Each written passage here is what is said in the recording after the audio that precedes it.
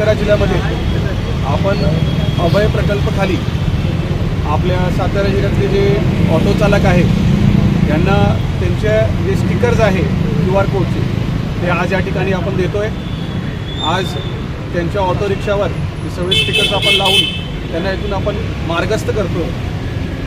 या प्रकल्पाच्या पाठीमागे आपले सातारा जिल्ह्यातले सर्व जे महिला भगिनी आहेत, मुली आहेत, त्यांच्या सुरक्षेला सर्वप्रथम जास्त महत्त्व देऊन आपण हा प्रकल्प सुरू केलेला आहे। याच्यामध्ये प्रत्येक महिला, प्रत्येक मुलगी ऑटो रिक्षामध्ये बसताना QR कोडला स्कॅन करू शकते आणि स्कॅन केल्यानंतर तात्काळ त्याची माहिती आपल्या कंट्रोल रूमला येणार आहे।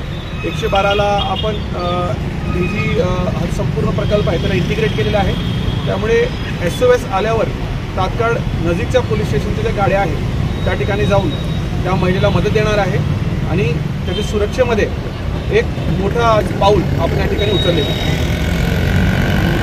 उपक्रम SP साहेबांच्या मार्गदर्शनाखाली जो राबवलेला आहे तो अत्यंत खूप चांगला आहे। खास करून सर्व समाजातील सर्व घटकातील महिला आणि मुलींसाठी हे अत्यंत गौरवास्पद बाब आहे आणि हा जो उपक्रम राबवला जातो आहे त्या उपक्रमासाठी SP साहेबांनी जो काही परिश्रम घेतलेले आहे आणि जे काही त्यांच्याकडून आम्हाला मार्गदर्शन लागतं आहे, जाधव साहेब असतील, सरकारांच्याकडून आम्हाला मार्गदर्शन लागतं आहे, त्याबद्दल आम्ही सर्व ऑटोवाल्यांच्याकडून मी त्याचा अत्यंत धन्यवाद आणि आभार मानतो।